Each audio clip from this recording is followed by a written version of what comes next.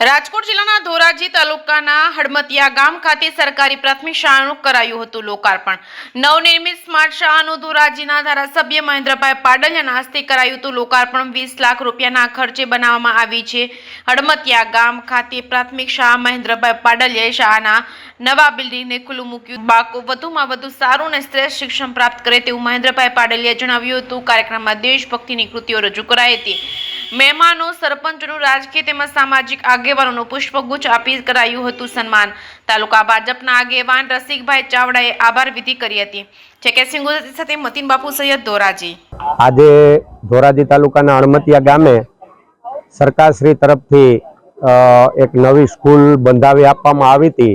એમના લોકાર્પણ પ્રસંગે ધારાસભ્ય શ્રી મહેન્દ્રભાઈ પાડલિયાની અધ્યક્ષસ્થાને લોકાર્પણ કરેલ છે અને ઈ લોકાર્પણની અંદર સરસ્વતી માનું પૂજન, સત્યનારાયણ ભગવાનની કથા અને જે સરસ્વતી માનું પૂજન કરવામાં આવ્યું છે। તો આજથી આ એક મંદિરના સ્વરૂપમાં કે જેમ આપણે મંદિરમાં જઈએ પવિત્ર આત્મા અને દ્રષ્ટિ લઈ જઈએ એક ચિત્તે, એવી રીતના આ સ્કૂલની અંદર બાળકો ભણે અને એ બાળકો એક ચિત્તે ભણી આગળ જાય અને આ રાષ્ટ્ર, આ સમાજ અને આપણા ગામને ઉપયોગી થાય એવા હેતુથી આજે સ્કૂલ ખુલ્લી મૂકવામાં આવી છે।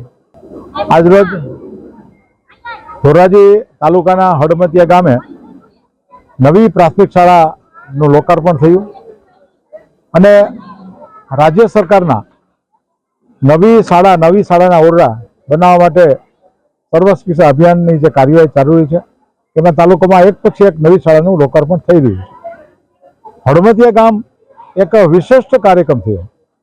લોકાર્પણની અંદર સર્વપ્રથમ સત્યનારાયણ ભગવાનની કથાનું આયોજન કર્યું।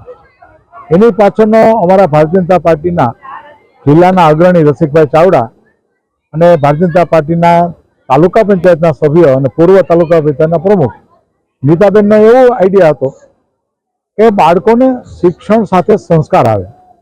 એટલે સત્યનારાયણ ભગવાનની કથા કરવાથી ગામના આગેવાનો અહીં આવ્યા, સમગ્ર ગામ એકત્રિત થઈ, ભાઈઓ બહેનો ને એ ખ્યાલ આવ્યો કે શિક્ષકની સાથે સાથે માતાઓનો અને વાલીઓનો પણ રોલ છે।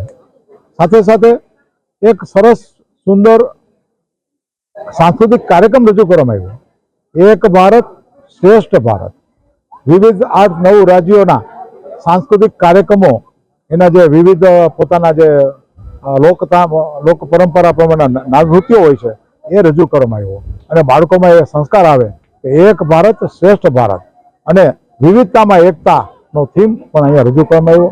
શાળાના શિક્ષકો અને આ ગામના અગ્રણીઓ, તાલુકા પંચાયતના પ્રમુખશ્રી અને રસિકભાઈ ચાવડાને આ તકે હું ખૂબ ખૂબ અભિનંદન આપું છું।